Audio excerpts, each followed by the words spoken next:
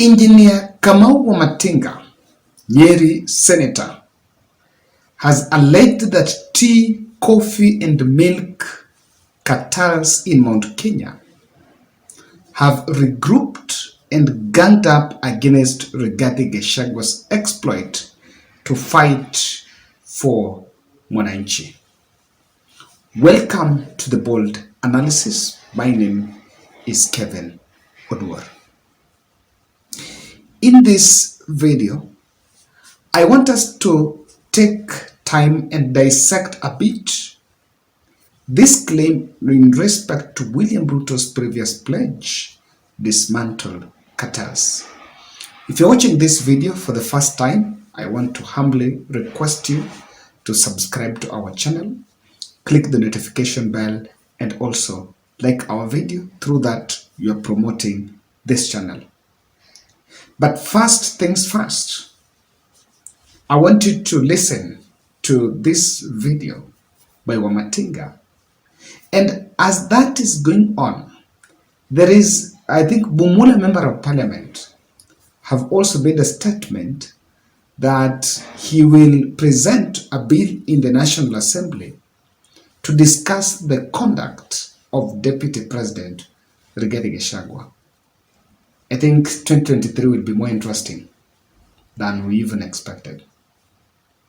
Every time that man opens his mouth, you wonder whether he's the Deputy President of Kenya or he's the Deputy President of the Kikuyu Republic. In fact, at some point, we will bring a motion, I will bring a motion in Parliament to impeach you, discuss your conduct and impeach you.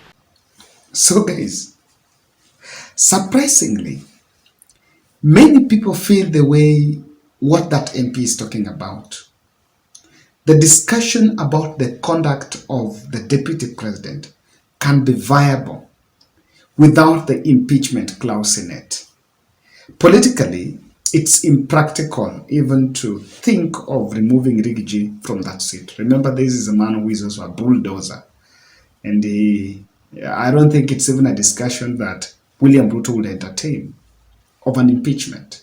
But in terms of the conduct and whether it really portrays the symbol of unity that is supposed to be coming along with that office, is a discussion that we can have.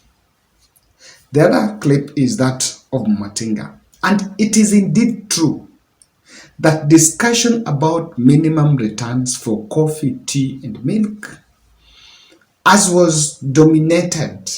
it dominated campaign messages, has diminished. I remember even Mwangi Weria, the former Murang'a Senator, former Murang'a governor, are also challenging the elected leaders from the region to champion for what were actually things that were to lift the lives of people in that place. However, I just want to make a very personal statement on this. I know it will sound a bit personal, but that is it. I feel the tea, coffee, and macadamia and milk remix is mind-boggling. And it is about time we need to start looking at agriculture holistically. Let's talk about Mira. The sugarcane farmers in Awendo, Rongo, and the larger western region. In fact, we should be talking about why fish is being produced from Lake Victoria, is coming from Lake Victoria, and it has to be taken to a processing plant in Thika. Why don't we have our own plant in the Nyanza region? I think that's where the discussion should head, because we are processing fish in Nyanza, the lake there. And so if the company is around there, then it's going even to employ people in that place. But there is a raw material taken from one place kwa mahali, processed, then exported. So the discussion, the remix of tea, coffee, macadamia, milk, that remix is, I think it's now a bit boring. We need to give it a holistic approach. Even though I need to acknowledge that the issue of cartels have been a thorny issue. And even before William Ruto was sworn in, he acknowledged about this. So hii cartel mniwachie. Nikiweka tu Biblia Tuesday chini, mimi na wao.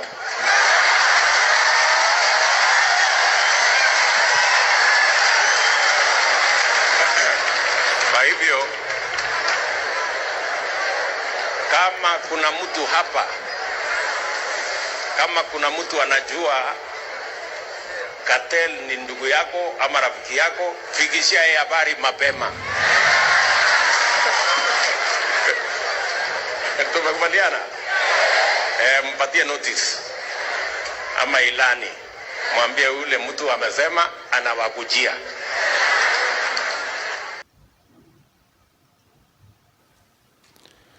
Also to get rid of the brokers and the middlemen and the people in between, we've decided that we are going to employ technology, the e-voucher, which has been frustrated for a long time by cartels and people who want to continue to benefit from shortcuts. That's why there was a mockery statement that, did he put the Bible down?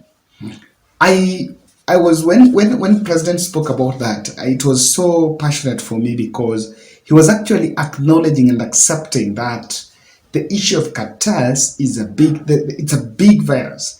It's a very dangerous virus in service delivery, or even in different, actually cartels are one of the most dangerous virus in different supply chains.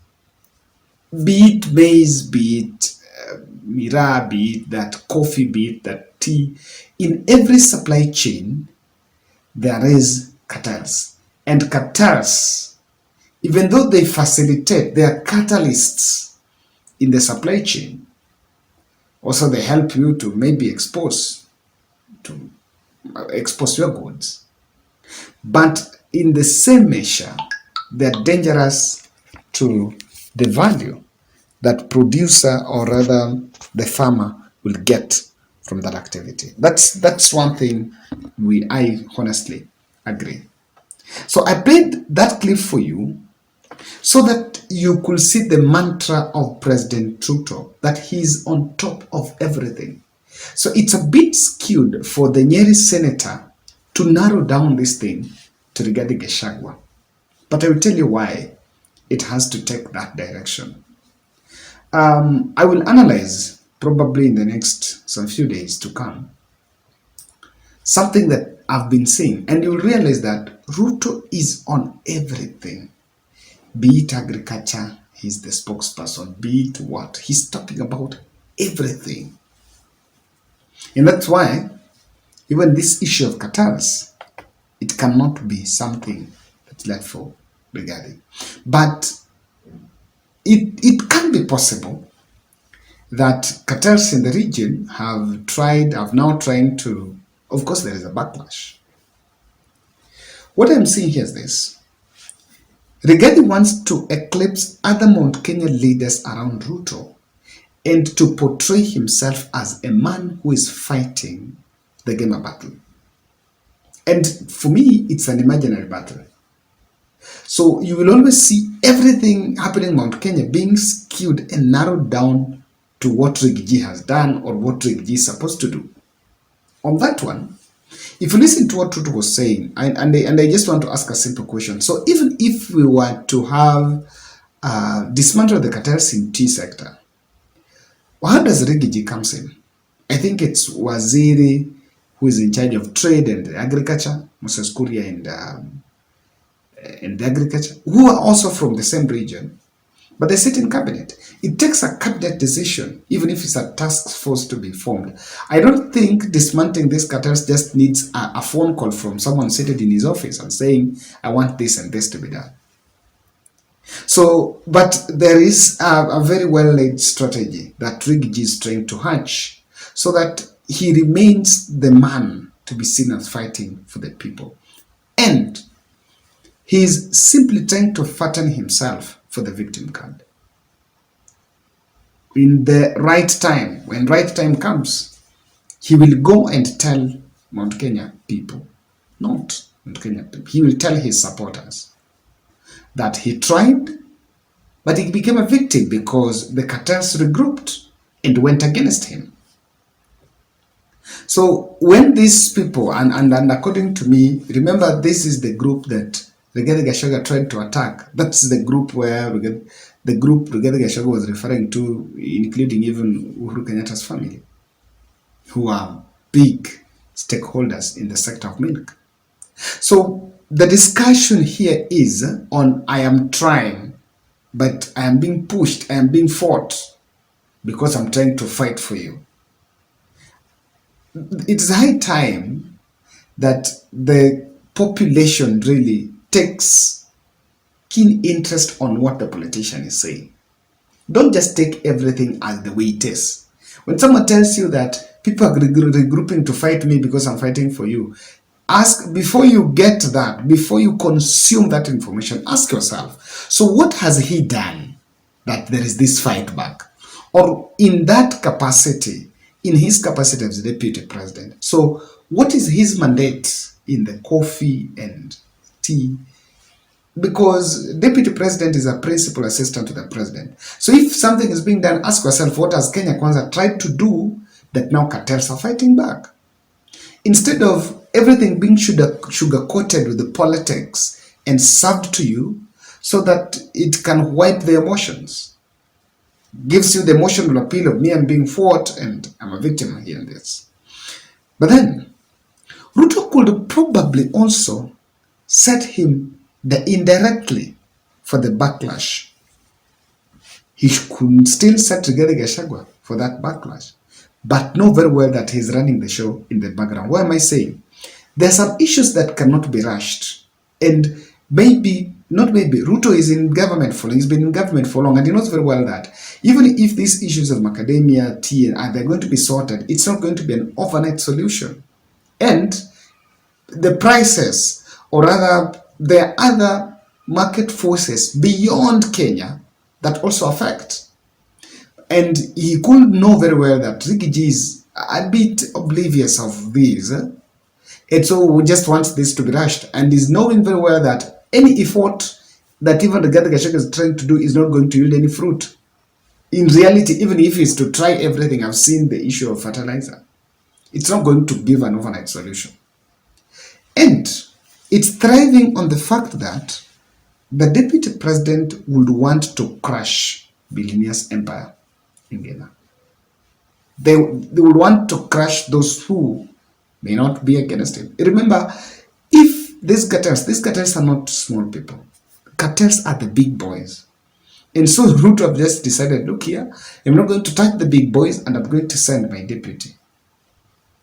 Sending your deputy is to make sure when you go and start now interacting with this group, that's how you get the backlash. Remember, there are some people from Gema who did not support Uhuru Kenyatta on the grounds that Uhuru Kenyatta crashed their businesses. Now, that is the same fate that Rigathi could also face.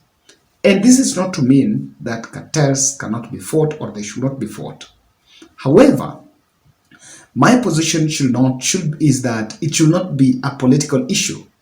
Let it be handled, and if there is a task force or to handle on and I know there have been a number of task forces to do on coffee and tea reforms and that.